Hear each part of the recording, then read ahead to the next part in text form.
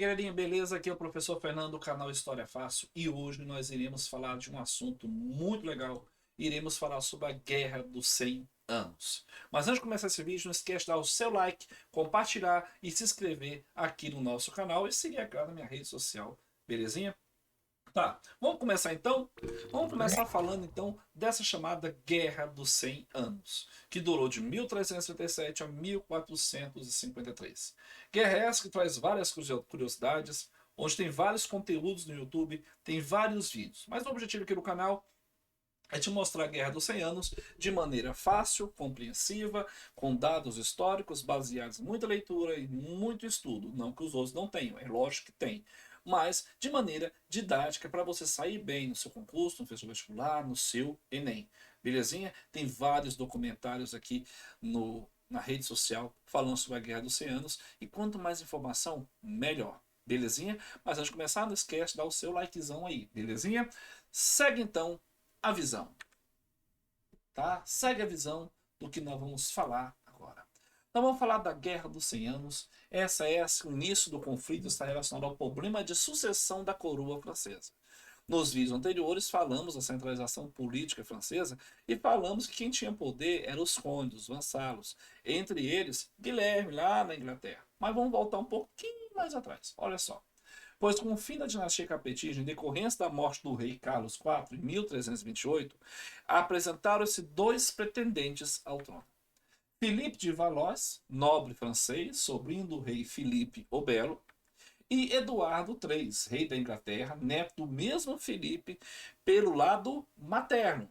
Ou seja, ambos poderiam então ser o quê? Os sucessores ao trono. Aí que vem, aí que o trem vai pegar. Um é sobrinho do rei e o outro é neto do lado materno de Filipe. Beleza, tranquilo, suave. Só que aí, os grandes senhores feudais franceses rejeitaram o soberano inglês, apoiado a chamada Lei Sálica, segundo a qual o trono da França não poderia ser ocupado ou transmitido por linha materna, só poderia ser transmitido por linha paterna. A escolha recaiu então sobre quem? Filipe de Valois, que foi coroado como Filipe VI, dando início à dinastia Valois. Tá? Aí Filipe Valois aí no seu trono, sua coroa, tudo bonitinho. Com isso, interesses econômicos são então contrariados. Aí perguntas, professor, interesses econômicos de quem? De grupos sociais, entre eles parte da burguesia. Esses interesses econômicos vão ocorrer da seguinte maneira: afetou os planos comerciais dos senhores ingleses. Por quê? Eu falo os senhores ingleses, estou falando de uma nobreza aburguesada.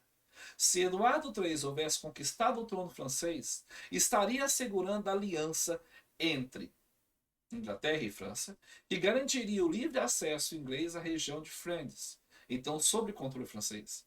Essa região concentrava um ativo comércio e importantes manufaturas de tecidos, que utilizavam como matéria-prima a lã produzida na Inglaterra, importante atividade econômica de uma significativa parcela dos senhores feudais ingleses. Então se observa que a picuinha inicial da Guerra dos 100 Anos é justamente por interesses econômicos, ok? Com isso, os produtores de tecidos de Flandres também demonstravam interesses em garantir a importação de lã inglesa, reprovando os chamados entraves feudais impostos pelos franceses. Ou seja, já tem aquele início, aquele espírito capitalista de querer acumular, de querer vender meus produtos, que eu preciso de novas mercadorias. A burguesia flamenga, então, buscou apoio de Eduardo III, alegando os pretensos direitos à sucessão no trono francês, passou então a controlar a região.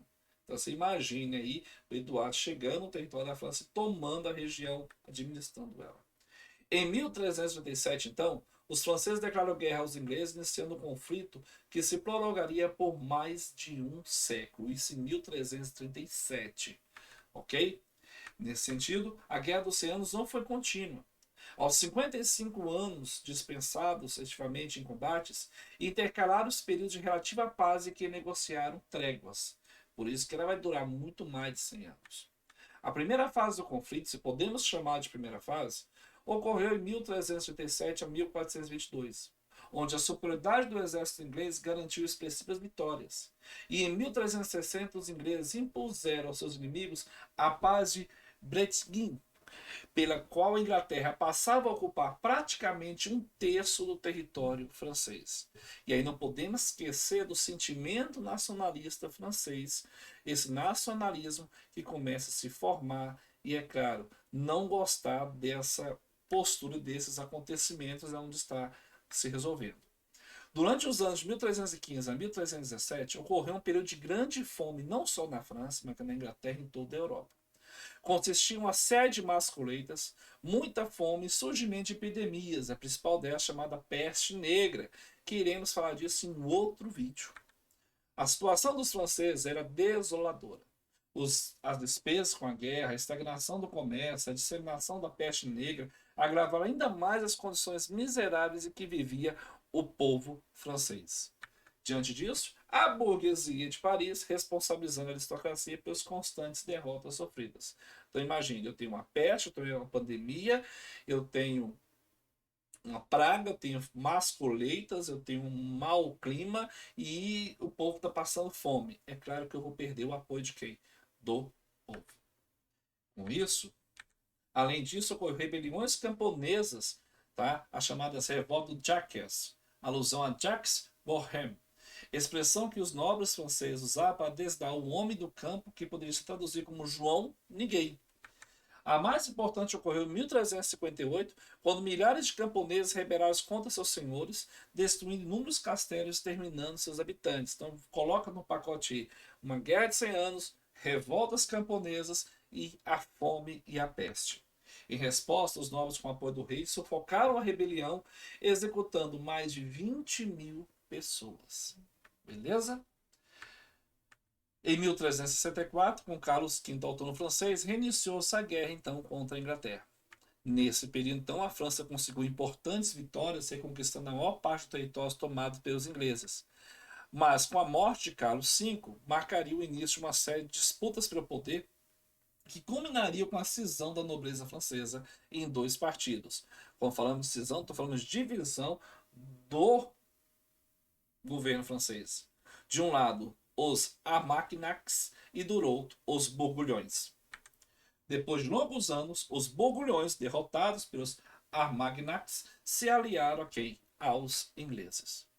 Com isso, em 1420, a Inglaterra novamente sai vitoriosa e impôs na França o Tratado de Troyes, segundo o qual o rei Henrique V assumiria então o trono francês. Em 1422, então, a França encontrava-se dividida em dois reinos. Nos territórios do norte da França governava o inglês Henrique V, apoiado pelos Borbulhões. Nos poucos territórios do sul reinava o francês Carlos VII, com o apoio dos Armagnacs. Surge então nessa história a figura de Joana d'Arc. Vamos ver? Dentro desse contexto da Guerra dos 100 Anos. Depois de várias derrotas e privações, o povo francês empreendeu uma luta pela libertação de seu país, animado por um profundo sentimento nacionalista. Surge então a figura de Joana d'Arc. E quem era Joana d'Arc? Filha de humildes camponeses que tornou-se o maior mito desse período. Dizia-se enviada por Deus para expulsar os ingleses do reino da França, e seu patriotismo, fervor religioso, contagiaram os franceses. Integrando-se no exército real, liderou diversos combates que resultaram em vitória para os franceses. Libertando boa parte da França central, levou Carlos VII a Reims, no norte do país, onde o rei foi coroado segundo as tradições antigas. Só que as coisas terminaram bem para Joana d'Arc? Sabemos que a história nos diz que não. Em 1430, aprisionada pelos Borgonhos, Joana d'Arc foi entregue aos ingleses e julgada por um tribunal eclesiástico acusada de heresia. E condenada à morte, foi queimada em praça pública na cidade de Rouen, em 1481. Após a morte de Joana d'Arc, o rei Carlos VII, estipulado pelo intenso apoio popular, prosseguiu na luta contra os ingleses, terminando por expulsá-los da França em 1453. A França, então, obtivera assim sua unificação territorial e política, e, é claro, a sua centralização administrativa. Belezinha? Diante disso, a Guerra dos 100 Anos tem as suas consequências. Teve, dessa forma, um grande significado na nação francesa. Por quê?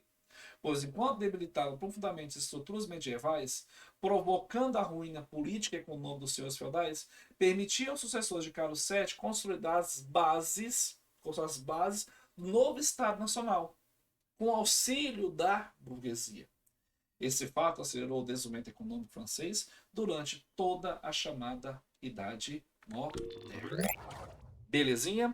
Galerinha, se vocês gostaram aqui do vídeo, da Guerra dos 100 Anos, do conflito, percebeu de maneira didática que a guerra ocorreu por um simples fator, por uma questão de disputa por feudos, disputas por terras. E se você gostou do vídeo, dá o seu like, compartilha e inscreva-se no canal. Aqui é o professor Fernando, do canal História Fácil. Fui!